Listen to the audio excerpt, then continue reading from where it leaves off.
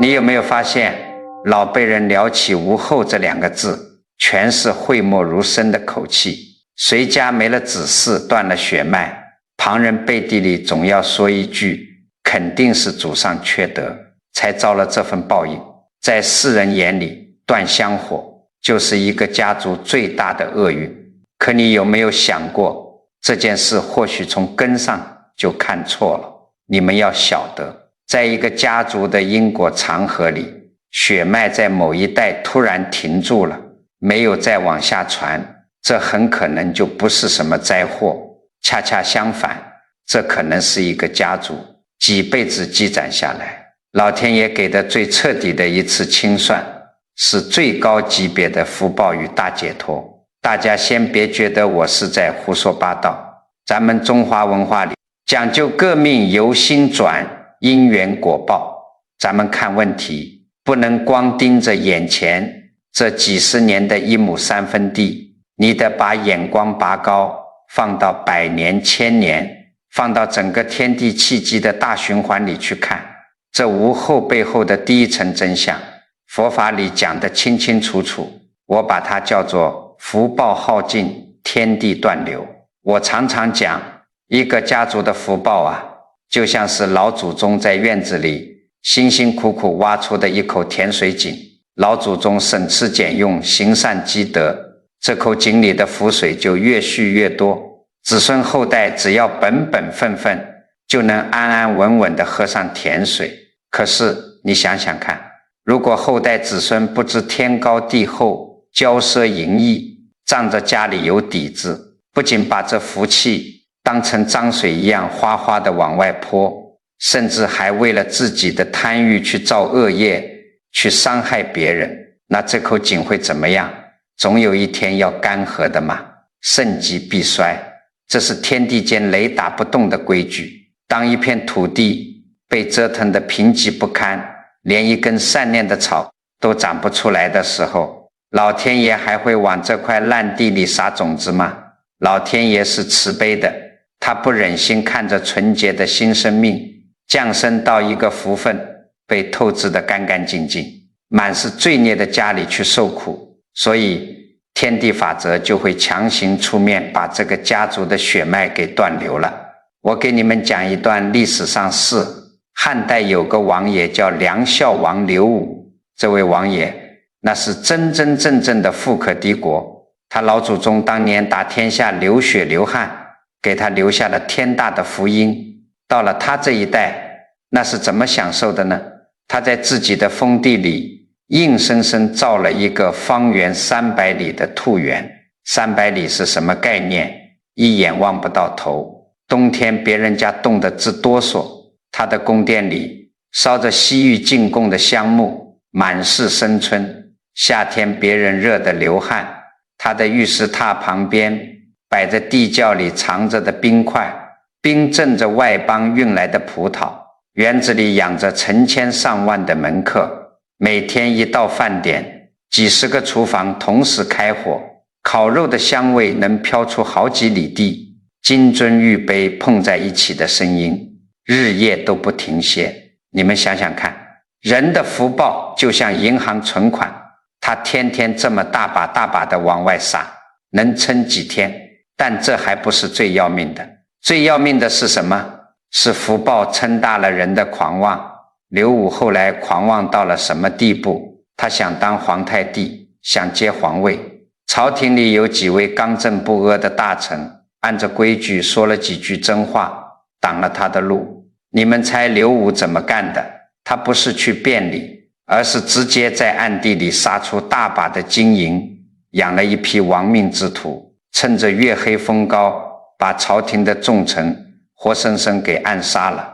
大家想想，这股子杀气和狂妄是不是把天都给捅破了？他坐在自己那300里的豪华宫殿里，喝着美酒，听着刺客的回报，连眼皮都不眨一下。在他心里，这世间没有他的钱买不来的命，没有他的权势压不平的事。可是因果的账本在天上给他记着呢，一笔都差不了，纸包不住火，这事很快败露了。皇帝震怒，那一道道追查的圣旨像催命符一样下到梁国，上一秒还在饮酒作乐的刘武，下一秒就瘫坐在了地上。那些拿他钱财的门客，跑的跑，闪的闪，没有一个人能替他扛着因果。那时候的刘武每天躲在宫殿的最深处，只要窗外风吹树叶响一下，他都吓得浑身哆嗦，总觉得有冤魂来索命。他那堆积如山的金银财宝，在这巨大的业力面前，连半点安宁都买不到。没过多久，他在极度的惊恐和悔恨里染上了一场怪病，最后瞪着通红的双眼咽了气。他这一走，你们以为事情就完了？没有，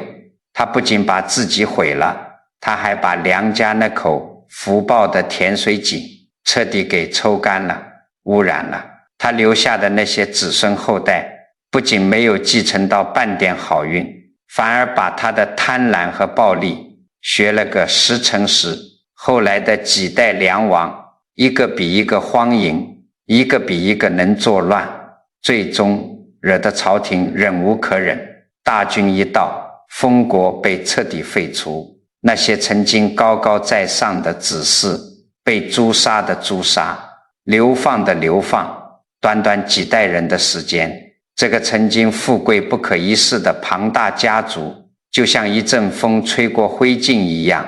零落飘散，彻底绝了后，在历史上消失得干干净净。我讲这个故事，你们悟出什么没有？很多人看这段历史，觉得这是梁家倒了霉，是皇帝心狠手辣。我告诉你们，都不是，这是老祖宗的德被子孙的贪给活活吃干榨净了。当一个家族的福报账户不仅变成了负数，还背上了沉重的血债和恶业时，老天爷怎么做？老天爷只能把这扇门重重的关死。这就叫天地断流。这不是老天爷在发脾气惩罚谁，这是自然规律的慈悲。老天爷在说，够了，不要再让新的生命投胎到这个被业力包裹的烂摊子里来受苦了，也不要让这股骄奢残暴的恶业再继续通过血脉往下传，祸害世间了，就停在这一代吧，彻底结清吧。所以啊，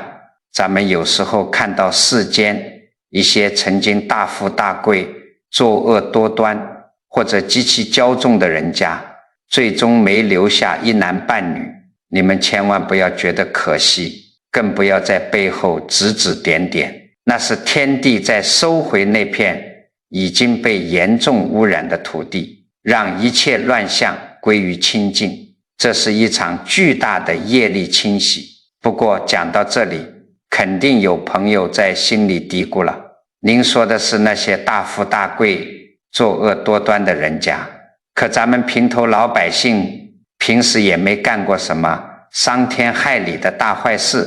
就是普普通通、本本分分过日子。怎么到了咱们孩子这一代，他死活就是不愿结婚生子，宁愿一个人孤独终老呢？这又是造了什么孽啊？如果你正为了儿女不肯生养，急得整宿睡不着觉，那你千万要竖起耳朵听好了。你们想想看，现在咱们身边是不是有好多这样的年轻人，30好几40出头了，事业干得也不错，人长得也端正，可他就是死活不谈恋爱，不结婚，更别提生孩子了。哪怕当父母的在家里急得掉眼泪，天天拿不孝有三、无后为大去压他，他宁可顶着街坊四邻的闲言碎语，宁可背着自私自利的骂名，也绝不低头。很多老人家一碰到这种事，心里那个气呀，觉得这孩子是书读多了读傻了，或者是自私到了极点，只顾自己快活，连老祖宗的香火都不管了。可是我告诉你们，你们千万别光急着骂孩子，这背后的水深得很啊。只要看透了这层真相，绝对能颠覆你的认知，让你心里那块压了10几年的大石头瞬间落了地。在佛学的智慧里，这无后背后的第二层真相叫做截断恶业，剔除党灾。佛法讲得很清楚，咱们每个人的神识深处有一个东西叫阿赖耶识，也就是咱们常说的第8识。你们可以把它理解成一个超级大的记忆库，咱们这辈子、上辈子乃至生生世世的善恶业力、痛苦欢喜，全都像种子一样存在这个库里。很多时候，一个人表面上的意识，也就是他脑子里想的，可能根本不知道过去发生了什么，但他神识深处的直觉，他对天地因果那种敏锐的感应比什么都准。有些后代他之所以死活不肯繁衍下一代，不是因为他心里有毛病，而是他的灵魂，他的阿赖耶识已经察觉到了，这个家族的血脉里正流淌着一股极其可怕的恶业，他宁愿用自己一生的孤独，也要把这股恶果死死地截断在自己手里，绝不让它再往下传。几十年前有个靠开黑煤窑发家的老板，咱们就叫他老陈。那个年代管理不严，老陈胆子大心又黑，靠着压榨矿工发了横财，为了多出煤，安全设施一概不搞。后来矿上出了几次大事故，底下埋了好几条人命，那些遇难的家庭家破人亡，孤儿寡母哭塌了天。老陈呢，仗着手里有钱有势，恩威并施，把这些事硬生生的给压了下去，拿几个臭钱打发了人家，自己摇身一变成了市里有头有脸的大富商。老陈老婆生了个独生子，从小那是泡在蜜罐里长大的，穿的是名牌，出入有豪车接送。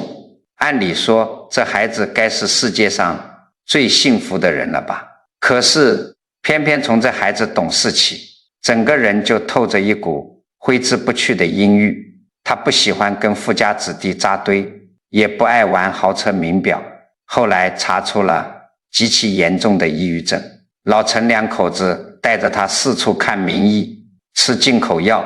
怎么治都不见好。老陈在外面叱咤风云，回到家看着这行销鼓励的儿子，气得直拍桌子。老子给你打下了几辈子的江山，你有钱有势，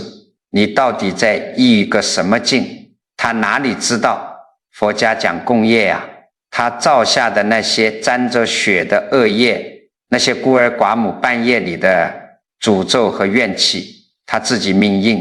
气运正盛的时候可能扛得住，但全报在了他这个最疼爱的儿子身上。儿子的阿赖耶识里早就被这股庞大的怨气压得喘不过气来了。这孩子虽然没亲眼见过矿难，但他的灵魂在替他老子受着煎熬。后来老陈年纪大了，身体大不如前，就想着让儿子赶紧接手家里的产业，再找个门当户对的姑娘结婚，赶紧给他生个大胖孙子，好把这万贯家财传承下去。就在逼婚逼得最紧的那天，一直沉默寡言的儿子突然爆发了。那天儿子脸色苍白，眼神却冷得像冰一样。他看着暴跳如雷的老陈，极其平静地说了一句话：爸，你的钱上面全是血，烫手，这笔债我替你背了，但我绝对不会结婚，我不能把这些沾着人命的债再传给下一代。老陈一听，气得浑身发抖，一个茶杯砸过去，当场就气晕了。没过2年，老陈在极度的不甘和愤恨中撒手人寰。老陈一走，你们猜这个儿子干了什么？他接手了庞大的家产，但他没有继续经营，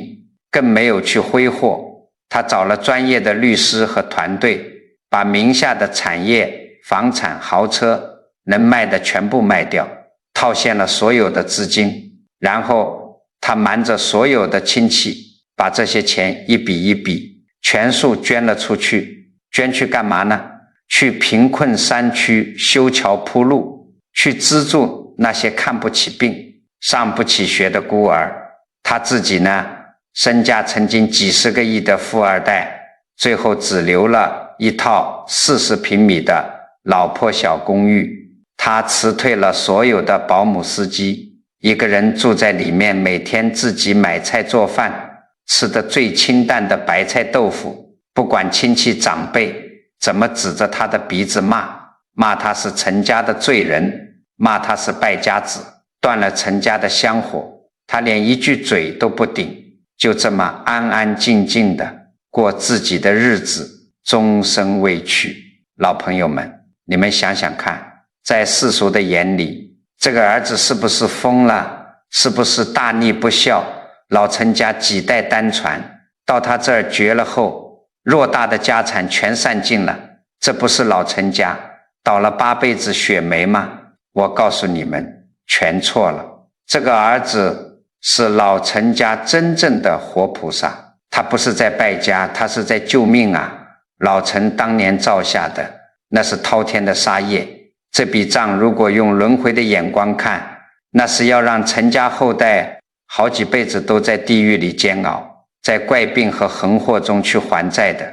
可是这个儿子，他的灵魂太高贵了，他觉醒了，他用自己一生的孤独，用半辈子的清贫，用背负全族人的骂名，深深地扛下了所有的业力。他把那些带血的钱财原原本本地还给了世间受苦的人，这就叫善财消灾。他死活不生孩子，是因为他知道这股可怕的恶业到他这里必须画上句号，宁愿陈家在他这一代彻底断绝，也绝不让这黑漆漆的恶果再往下一代流淌。他在用一己之力替整个家族挡住了最致命的天谴。这个故事讲完，你们再回过头来看看咱们身边的那些年轻人，或许咱们普通人家没有老陈家那么重的杀业，但是在过去的几代人里，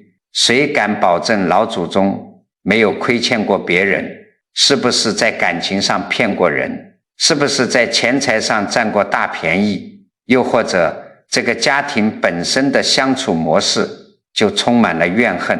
争吵和精神暴力，早就形成了一种代代相传的家庭恶习。当家里的年轻人拼死抵抗，宁愿一个人过，也不愿意结婚生子的时候，你们当长辈的千万不要再用不孝这顶大帽子去压他们了。他们的神识可能正在替这个家族进行一场深刻的防御。他们在潜意识里觉得太苦了，这种带着怨气和压抑的血脉羁绊，到我这里停下吧。他们是用自己看似孤独的选择，截断了家族里某种不健康的恶缘往下传递。这不仅不是自私，这反而是对天地、对未出生的生命怀有的一种极大的慈悲。所以世人笑他们吃傻觉后，老天爷却在给他们记上一笔大大的阴德。明白了这一层，你们是不是觉得心里透亮了一点？可是佛法里最究竟的道理还不止于此。如果说前面这2层真相还带着一些痛苦和替人受过的悲壮，那么接下来的第3层真相，那是真正的大圆满，是历经无数次轮回之后一本因果账本，彻底盖上了结清印章的最高境界。这就叫作业尽元宵，两不相欠。这背后的天地契机到底是怎么流转的？佛法讲得很清楚，咱们世间的父母和子女，哪怕是亲兄弟姐妹，能投胎进同一个家门，坐在同一张桌子上吃饭，这绝对不是什么偶然，更不是你想要就能要来的。很多人有个极其固执的错觉，觉得孩子是我身上掉下来的肉，是我生了他，他就是我的。我告诉你们，不是的。在这片天地庞大精密的契机运转里，人和人之间的血缘亲情扒开了外面那层伦理的外衣，到底是什么？佛学里把这种亲缘关系总结起来就只有4种缘分：报恩、报怨、讨债、还债。这个道理很简单，咱们很多上了年纪，大半辈子在人情世故里打滚的老朋友，其实心里多多少少都有数，只是没有往深里去想。第一种是报恩的，过去生中你对他有大恩大德，他这辈子投胎来当你的孩子，这种缘分结出来的果子甜得很，这种孩子从小就好带，不怎么生病，性格温顺听话，长大了有出息不说，还特别孝顺，把你照顾得无微不至，你看着他心里就欢喜，这叫善缘。第二种是还债的，上辈子他欠了你的钱财，或者欠了你的情分没有还清，他这辈子来投胎就是来平账的。等他长大了拼命赚钱，赚了钱都交给你，把你伺候得舒舒服服。但是你们要晓得，一旦他欠你的那份债还清了，账本平了，他可能突然就不在了，或者离你远远的了，因为缘分尽了嘛。第三种，这就可怕了，是抱怨的，这就叫恶缘。上辈子你坑了他，害了他，他这辈子投胎来当你的孩子、孙子，那是带着满腔的怨气来的，从小就折腾你，叛逆不听话，长大了更是忤逆你，败你的家，最后把你家底掏得干干净净。咱们在世间看，这种例子还少吗？太多了，这都是来抱怨的。第四种是讨债的，上辈子你欠了他的钱不还，占了他的大便宜，他这辈子来当你的孩子，从小一生病就把你家里积蓄花光，或者长大了沾染恶习，闯个大天大的祸，让你倾家荡产去替他赔钱擦屁股，等把你手里的钱掏空了，当年你欠他的账平了，他拍拍屁股走人，留你一个人在世上凄凄惨惨的哭。诸位要记住，弄明白了这4种缘分，你再回过头来看世俗里所谓的绝后断香火，你的境界立马就不一样了，你就彻底通透了。当一个家族不管是传了3代5代还是10代，到了某一代突然没有新生命降临了，除了咱们前面说的福报耗尽和截断恶业之外，还有一种极其殊胜极其高维的真相，那就是这个家族历代累积的恩怨情仇，到了这一代彻彻底底的还清了，这就叫作业尽元宵，两不相欠。你想想看，世世代代的血脉传承，本质上就是一本记了几百上千年的厚厚的烂账本。你欠我的，我欠你的，上辈子你做我爹打骂我，下辈子我做你娘来折磨你，大家在这个6道轮回里像一团乱麻一样颠倒过来颠倒过去地，互相纠缠，互相折腾，为了还不完的债，讨不完的怨，生生世世要穿上这具沉重的肉身，去承受生老病死、爱别离、怨憎会的苦，这实在太累了，太苦了。可是只要是债，只要你本本分分的去面对，总有还完的一天。当最后一块铜板也还清了，最后一丝怨气也化解了，老天爷在这个庞大的因果账本上重重地盖上了一个大印，结清两不相欠。既然账都平了，谁也不欠谁了，那请问还有谁会来你们家投胎？报恩的恩报完了，讨债的债讨光了，还债的账平了，抱怨的恨消了，那自然就没有缘分再聚到一起了。这就是业尽元宵。这就好比咱们人生就像是一个大戏台，你和你的父母子女不过是借着这个戏台化了妆，穿了戏服，陪着演了一出叫一家人的戏。现在戏唱完了，大幕落下了，大家卸了妆，各走各的路，谁也不再亏欠谁。可是咱们很多人偏偏入戏太深，戏都演完了还不肯下台，非要在那里哭天喊地，嫌这出戏没有接着往下唱。咱们很多老人家一遇到孩子不生养，急得像热锅上的蚂蚁，天天去烧香拜佛，甚至去求一些偏方，算命看风水，觉得家里风水破了，老祖宗怪罪了。你们仔细想想看，你这是在干什么？姻缘都已经结清了，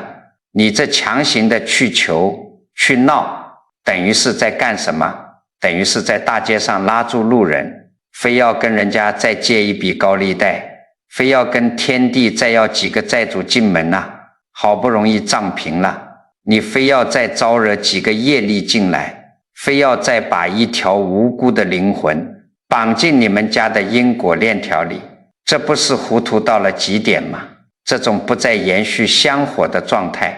在真正懂因果有大智慧的人眼里，绝对不是什么悲剧，而是一场巨大的解脱。灵魂终于不再需要为了还债讨债去穿上那个沉重的肉身壳子，去经历红尘里无尽的折磨。这是真正的清净，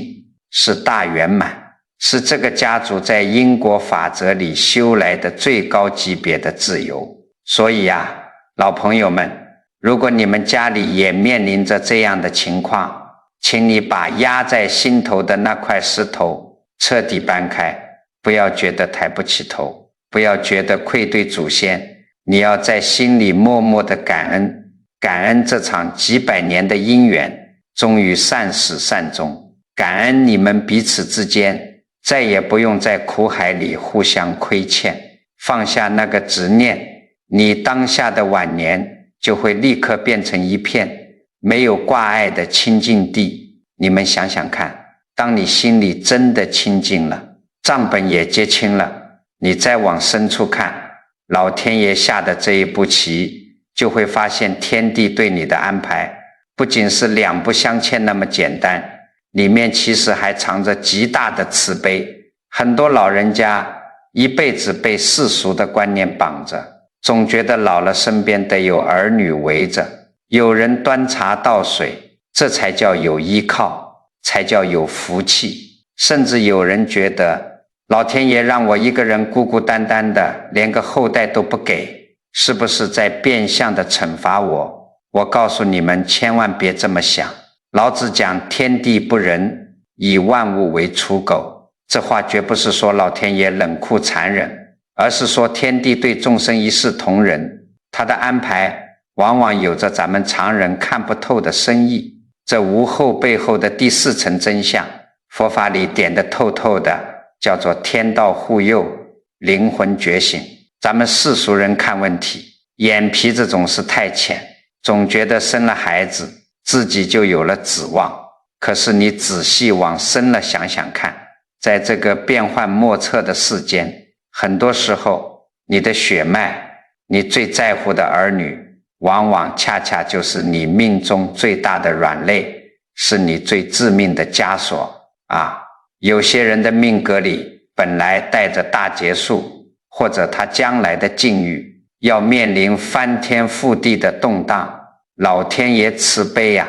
看他这人本性不坏，心肠软，知道他受不了那种白发人送黑发人的锥心之痛，也不忍心看到他在大灾大难里为了死死护着一窝小崽子，被折磨得生不如死，甚至为了救孩子去造下无边恶业。于是老天爷大笔一挥，直接在他的命盘里把指示这一笔给抹掉了。这叫什么？这就叫天道护佑。老天爷不给你软肋，就是给你穿上了一件最坚固的铠甲。没有了家庭和血脉的拖累，就算遇到天大的难关，你一个人吃饱全家不饿，腿一抬就走，谁也威胁不了你，谁也拿捏不住你，这就叫避劫免灾。当然了，这还是在咱们普通人的因果里打转。如果你把境界再拔高一点，在更高维度的生命层次里，有些人的无后不仅是老天在保全他，更是他自己的灵魂在经历一场极其震撼的大觉醒。我给你们讲一位近代极其了不起的一位大德虚云老和尚的故事，你们跟着这位老和尚的脚印走一走，就明白什么叫真正的觉醒，什么叫打破世俗的血脉执念了。清末那会儿，虚云老和尚还没出家，俗名叫萧古言，家里做着大官，那是妥妥的官宦世家，他可是家里的独苗。萧老太爷把全部的心血都砸在了他身上，指望着他考功名传宗接代，把萧家的香火旺旺地传下去。可是这孩子从小就不爱这些，他不看四书五经，也不爱金银绸缎，天天就喜欢往庙里跑，跟着和尚念经。萧老太爷急了，这还得了，咱们家就你一根独苗，你跑去当和尚，我萧家岂不是要绝后了？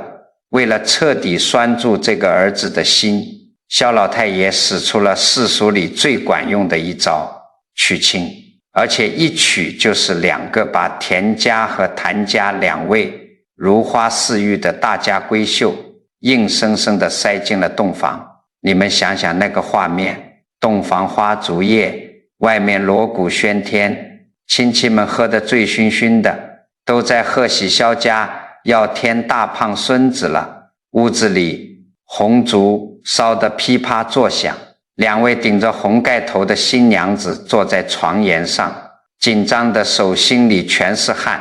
等着少爷来掀盖头。这时候门推开了，19岁的虚云走了进来，但他没有去端交杯酒，也没有去掀盖头，他极其平静地走到屋里的椅子上，盘腿一坐，面如止水。2位新娘子愣住了，虚云连看都没看，那大红的喜床一眼，他开口了，声音不大，却像刀子一样割破了这世俗的温存。他说，这世间的恩恩怨怨，情情爱爱，看透了，不过是一场虚妄的幻象，100年之后皆是一歌黄土，咱们结为夫妻，不过是多了2根互相捆绑的绳子，到了大限来临，谁也替不了谁的生死。我今生是为解脱而来的，绝不能把你们也拖进这轮回的苦海里。那一个晚上，红烛燃到了天明，虚云在椅子上坐了一夜，给2位新娘子讲了一夜的佛法，讲这世间的苦，讲6道轮回的可怕。2位姑娘听得眼泪直掉，她们原本是来做妻子的，那一夜之后，她们的心里竟然也被种下了清净的菩提种子。第2天一早，天刚蒙蒙亮，虚云趁着家里人还在睡梦中，留下了一封信，连一件值钱的衣服都没带，孤身一人翻出高墙，一头扎进了深山老林，剃度出家了。老朋友们，你们听到这里，是不是觉得虚云老和尚太绝情了？世俗里的人指着他的脊梁骨骂，说他忤逆不孝，扔下老父亲不管，把2个好端端的黄花大闺女给毁了，把萧家的香火彻底给断了。在世人眼里，萧家确实是绝后了。可是你们把眼光放到100年后的今天，再看看虚云老和尚这一走，吃尽了世间人吃不了的苦。他3步一拜，从普陀山拜到五台山，几万里的路，脚底板走的全是泡，好几次差点冻死饿死在冰天雪地里，但他没有退缩。他的灵魂在这个过程中彻底摆脱了那个叫萧古言的肉身壳子，破茧成蝶了。他后来重振了咱们老祖宗留下的6大禅宗，修复了无数座千年古刹。他活了120岁，到了晚年，他座下的弟子徒孙遍布大江南北，甚至传到了海外，成千上万的人因为他的教导找到了内心的清净，改变了自己的人生。你们要晓得，萧家的那点物理血脉确实是断了，但虚云老和尚留下来的是极其庞大永不磨灭的精神血脉，这就叫化小家之思，成天地之大慈悲。对于这种高维度的灵魂来说，他们的阿赖耶识里早就看透了那种通过生儿育女复制物理基因来寻求所谓不朽的执念。他们不需要一个孩子来证明自己来过这个世界，因为他们把对某一个具体孩子的爱升华成了对世间一切受苦众生的大爱。世俗人笑他断子绝孙，佛菩萨却在天上为他撒花，这哪里是灾祸？这分明是打破了六道轮回最粗壮的那根锁链，获得了生命的终极大解脱。咱们在座的老人家，你们可能达不到虚云老和尚那种境界，但这个道理你们一定要听懂。如果你们的孩子他在世间勤勤恳恳的工作，对人体贴善良，甚至也愿意去帮助弱小，但他就是选择不结婚，不要自己的后代，你千万不要用世俗的烂泥去糊他那颗清净的心。或许他的灵魂频率已经在潜移默化中升高了，他觉得与其去生养一个孩子，把一辈子的精力耗在一个小家庭的柴米油盐和无休止的内卷里，不如把这些心力拿出来去回馈社会，去活出自己的通透。只要他不作恶，只要他活得清清白白，这本身就是对天地最好的一份交代。天地本就宽广，血脉断与不断，不过是因缘的一开一合，顺其自然才是大道。可是话又说回来了，佛法讲顺应天道，随缘消旧业。如果因缘本来已经断了，账本来已经结清了，但有的人就是不服气，非要在心里憋着一口恶气，砸锅卖铁，甚至动用一些极其偏激的手段，非要向老天爷强求一个香火下来。我告诉你们，一旦人动了这种强求的恶念，那招来的绝对不会是报恩的善缘。我常常讲天地间的事情，最怕的就是两个字，强求。你们要晓得，咱们刚才讲了，有些人家到了某一代断了香火，那是老天爷在帮他们截断恶业，或者是因缘账本彻底结清了。这本来是天地给的一份清净，是顺应自然的大好事。可是世俗里偏偏有那么一些人，他看不透这一层，他觉得凭什么别人家都子孙满堂，偏偏我家里冷冷清清，他心里憋着一口气，觉得老天爷不公平，非要逆着天道砸锅卖铁，甚至动用一切能动用的手段，非要向天地讨要一个孩子下来。你想想看，当你用一种极度贪婪，甚至是不达目的誓不罢休的心态去求子的时候，你身上散发出来的是一种什么样的气场？那是一种极其混乱，充满了执念和焦躁的能量。佛法讲得很清楚，物以类聚，人以群分，灵魂也是一样。那种纯净的带着善缘来报恩的灵魂，看到你家里这种黑漆漆乱糟糟的气场，人家根本连门都不会进，远远的就避开了。那么这种极度强烈的执念，最终会把什么样的灵魂吸引过来呢？我告诉你们，全都是那些跟你们家有着极深夙愿，顺着这股子怨气找上门来讨命的债主。有这么一对做生意的夫妇，咱们就叫他老李两口子。这老李啊，早年下海经商，脑子活络，赶上了好时候，打拼下了上千万的家底，在城里住着大别墅，开着好车。按理说这日子该是神仙般的日子了，可老李两口子有个最大的心病，就是到了快50岁，依然没有个一男半女。其实早年间他们去看过好几个有道行的老中医，人家把完脉隐晦地劝过他们，你们两口子命里清贵，缘分不在子嗣上，命中无子，不如多做点善事，把心胸放宽，晚年一样有大福气。老天爷其实是在告诉他们，你们这辈子不需要为儿女操劳，不需要被血脉拖累，拿着这些钱去造福社会，好好安度晚年就行了。可是老李听不进去啊，他气得直拍桌子，红着眼睛在家里大吼，老子有几千万的家产，凭什么绝后？凭什么这些钱以后要给外人？我就是砸钱也得砸出一个亲生骨肉来。于是这两口子开始了漫长又极其痛苦的求子路，什么偏方都吃，什么邪门歪道都试过，最后更是花了上百万，跑到国外去做试管婴儿。那几年老李的老婆被折腾得脱了相，天天打针吃药，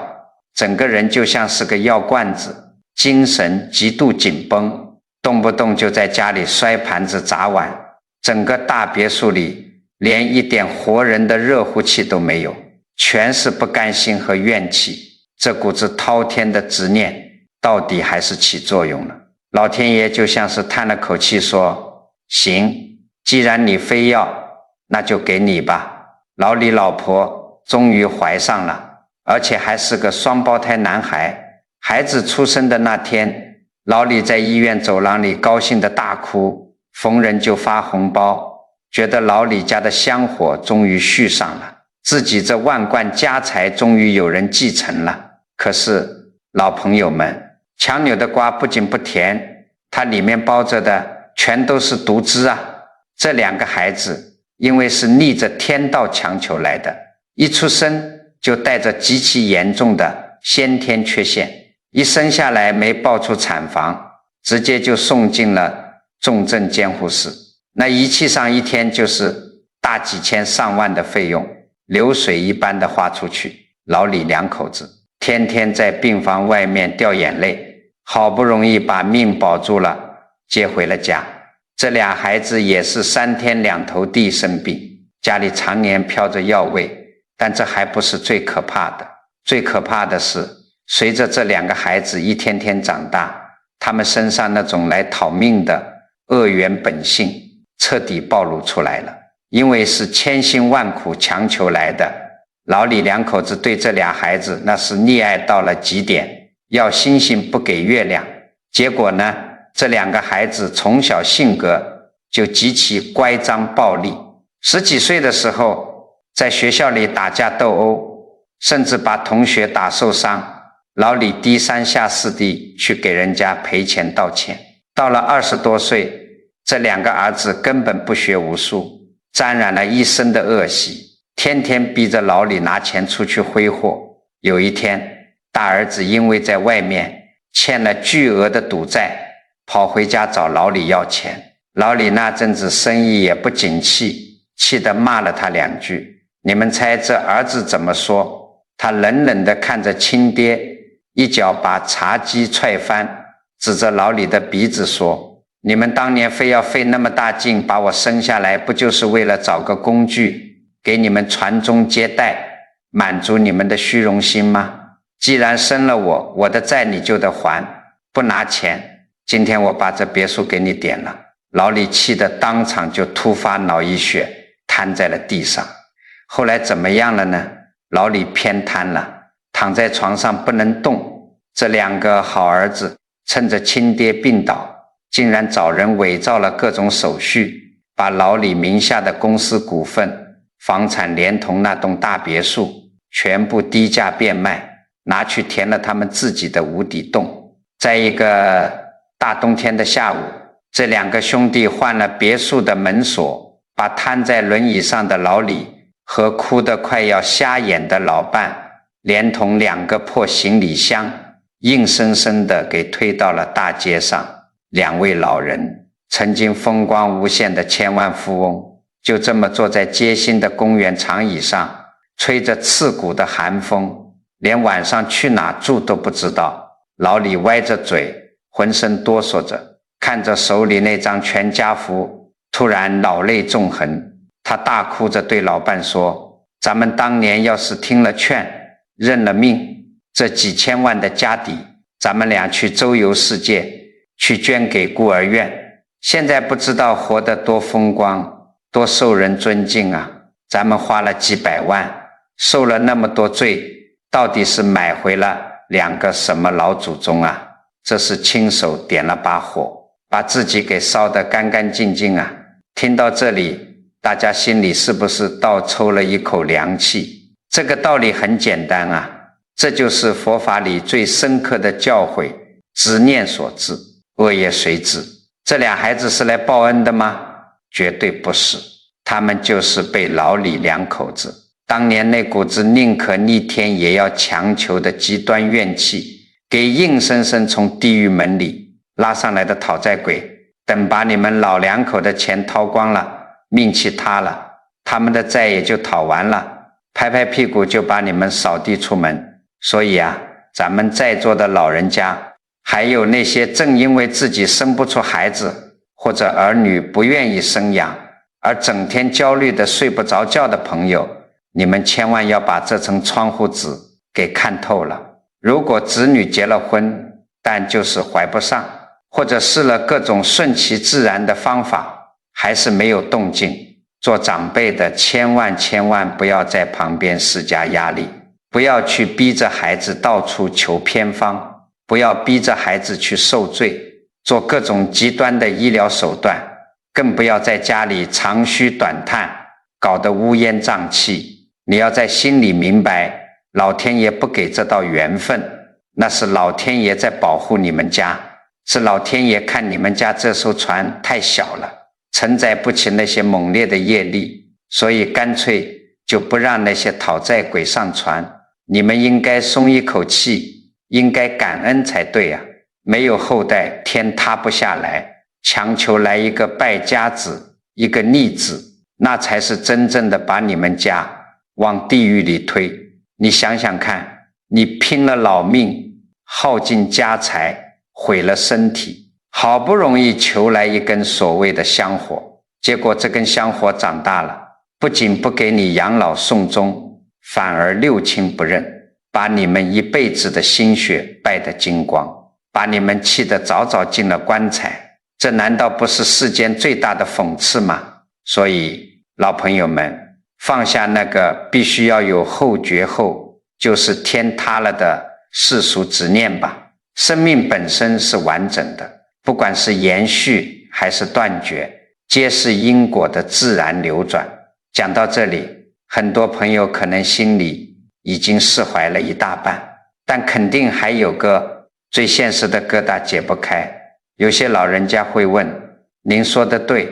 我不强求了，可是如果我们家真断了香火，等我100年之后，清明节、中元节，连个给我坟头拔草、烧纸钱的人都没有，我的灵魂会不会变成没人管的孤魂野鬼，在阴间受人欺负啊？听到这样的话，我真是又好气又心疼。老朋友们，你们真是糊涂啊！我今天必须毫不客气地告诉你们，这绝对是千百年来世俗编造出来的最荒唐的大谎言。你们要晓得，佛法讲得很清楚，一个人死后的去向，灵魂的归宿，全凭你这一生造下的善恶业力，全凭你临终时的那一念心，绝对不取决于阳间的活人给你烧了多少纸钱。你们想想看，天地法则那是何等的严密，何等的公正。如果你活着的时候光明磊落，与人为善，从不暗箭伤人，心里装的都是慈悲和通透，那你命中之后，你的神识是清灵的，自然有清净的光明接引你往生善道，甚至去往极乐净土。到了那种高维度的清净境界，哪里还需要靠阳间的小辈给你烧那几张用冥纸印出来的假钱来过日子。反过来说，如果你活着的时候作恶多端，坑蒙拐骗，身上背满了恶业，就算你子孙满堂，清明节的时候他们给你烧几大卡车的金山银山，给你烧纸糊的大别墅，纸糊的小轿车，你能买通天地因果吗？你能塞红包给阎王爷吗？那是绝不可能的。一张废纸怎么可能抵消得了你造下的恶因？阳间的人烧纸祭拜，本质上不过是活人为了表达缅怀，安抚他们自己心灵的一种世俗仪式罢了。真正的灵魂早就顺着业力的牵引去往该去的地方了。所以老朋友们，先把这个压在心头几十年的破枷锁给我彻彻底底的砸个粉碎，没有后代，死后绝不会灰飞烟灭。你的归宿永远只掌握在你自己的善恶和心念里。既然这最大的恐惧砸碎了，那咱们接下来这几年十几年的晚年日子到底该怎么过？既然身上没有了血脉的包袱，这日子怎么才能过得有滋有味？怎么才能修出大福报？我给大家教3个底，这也是我送给大家的晚年自保修心指南。这第一招也是最核心的一招，叫做学会独处。很多上了年纪的人最怕的就是家里冷清，一到傍晚太阳一落山，屋里静悄悄的，心里就发毛，总觉得身边得有人叽叽喳喳，哪怕是儿媳妇摔脸子，孙子在一旁哭闹，他也觉得这叫人气儿，这日子才叫红火。其实这是大错特错。我告诉你们，当老天爷没有给你安排满堂的儿孙，让你一个人或者老两口安安静静过日子的时候，这不是冷落你，这是老天爷赐给你的一段极其难得的清净期。人这辈子前半生都在为别人活，为生计奔波，为家庭做牛做马，连喘口气的功夫都没有。现在因缘了了，老天爷把所有的担子都给你卸下来了，你终于有机会好好学一学怎么跟自己相处了。独处绝对不是孤单可怜，而是一种极高的生命境界。你们看看古往今来那些真正有大智慧的人，到了晚年哪个不是在学独处？在这份清静里，你不必再去讨好谁，不必再去顾及谁的脸色。早上起来给自己泡一杯清茶，坐在窗前看看太阳升起，闲下来的时候翻几页书，种种花草，或者在心里默默地念几句佛号，把你这辈子的恩怨，年轻时受过的委屈，放不下的人和事，在这独处的时光里一点一点地捋顺了，看化了，放下它。这就是你修出大福报，看清自己本来面目的黄金期你把独处的日子过明白了，内心深处的那份安定和自在，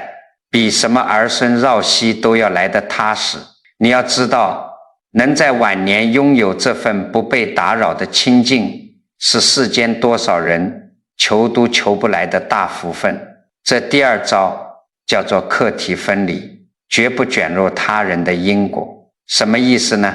就是咱们老话讲的个人造业个人担。我知道就算你自己心里看开了，可是只要你出了门，走在街上，总会有那么一些喜欢嚼舌根的街坊四邻，他们一见面就喜欢盯着你问，哎呀，你们家孩子怎么还不要小孩哎呀，你们老两口连个抱孙子的命都没有，真可怜很多人一听这种话，血压蹭地就上来了，要么跟人家大吵一架，要么回家躲在被子里生闷气，觉得自己抬不起头。老朋友们，大可不必。你要明白，这些人在用世俗的极其狭隘的眼光去评判你，那是他们的无知，是他们的因果，也是他们的执念。当他们把这种世俗的恐惧和焦虑投射到你身上的时候，你千万不要拿别人的执念来惩罚自己。遇到了这种人，你大可以在心里默默念一句：个人因果个人负，他非即我非。你冲他笑一笑，转身走开就好，半句多余的解释都不需要。不要去争辩，不要去怨恨，用一种慈悲而不被卷入的心态看待他们的局限，你的内心自然就能从这种精神暴力中解脱出来，获得真正的清净与自由。只要你自己心不乱，外界的风言风语就像是一阵风吹过空荡荡的房间，连一丝灰尘都留不下。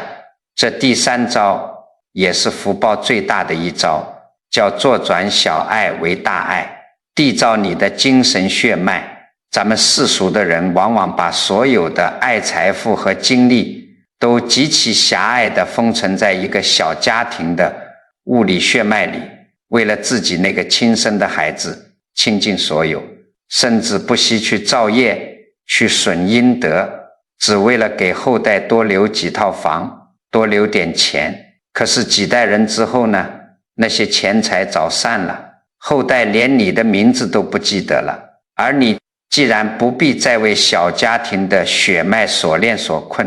既然老天爷把这份精力给你省下来了，你为什么不把这份原本要给后代的爱升华一下，变成对这片天地间更多生命的慈悲呢？你可以把你省下来的精力和财富用于随喜赞叹，去广结善缘。比如你可以去资助那些真正贫苦无依读不起书的孩子，你可以去买点馒头米粒，关爱一下冬天里无家可归的流浪小动物。你甚至可以去社区里做点力所能及的义工，帮帮那些连饭都做不动的老邻居，或者最简单的，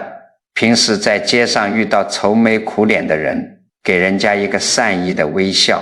说一句宽慰人心的话。你在这个世间播下的每一颗善念的种子，每一次无私的帮助都不会白费，它们会化为纯净的功德与光明，永恒地雕刻在你的阿赖耶识里，陪伴你经历未来的每一个因果循环。这才是真正不可毁灭，谁也抢不走，谁也败不光的精神血脉。老朋友们，当你把心量打开，把对外在血脉的执着变成对天下苍生的一点点善意时，你就已经跳出了世俗的苦海，活成了一个通透无碍的人。好，今天咱们聊了这么多，我知道很多老朋友上了年纪，听完可能就忘了，没关系，我最后再给大家啰嗦一遍，这几件打死也不能做的禁忌，你们必须给我死死地刻在脑子里。诸位要记住，第一，因缘一旦尽了，绝对不能逆天强求，这个道理很简单，老天爷不给你，那是看你们家承载不起这份业力，是在替你挡灾避祸，你非要砸锅卖铁去求，求来的绝对不是来报恩的胖小子，而是来讨命。败家的债主强求香火，那就是引火烧身，千万干不得。第二，管好自己的嘴，严守口业，绝不去妄议别人的因果。以后走在街上，听说谁家没孩子，或者看到哪个年轻人死活不结婚，把你的嘴闭紧，不要去指指点点，更不要把自己的焦虑强加给儿女。人家可能是在截断家族的恶业，人家那是大慈悲，你用世俗的烂泥去糊人家的清净心，那就是在给自己造恶业，对不对？第三，把你那个死后没人烧纸就变成孤魂野鬼的荒唐念头彻彻底底的掐断。佛法讲得很清楚，人命终后的去向全凭你这一生造下的善恶业报，跟阳间烧几张纸钱没有半点关系。与其担心死后没人祭拜，不如趁着现在活着，好好学会在晚年独处，把你那份对小家庭的执念化成对天下苍生的大爱。你们要晓得，咱们今天讲的这些可不是一般的闲聊天，这是真正能救命，能解开一家人几十年心结的大智慧啊！在这世间有太多太多的老人家，就因为看不透无后这两个字，在苦海里挣扎了一辈子，天天抹眼泪，甚至把好好的一个家都给折腾散了。如果你今天听懂了，心里那块压了10几年的石头终于落地了，那你接下来该怎么做？我常常讲行善积德，不是非得让你拿几百万去建庙修桥，那对咱们普通人来说不现实。你现在动动手指头，把今天这番道理，把这个视频转发给你的亲戚朋友，转发给那些正陷入生育焦虑，正被家族压力逼得喘不过气来的年轻孩子们，或者那些整天唉声叹气的老伙计们，你这绝对不叫凑热闹，你这叫做法布施。你想想看，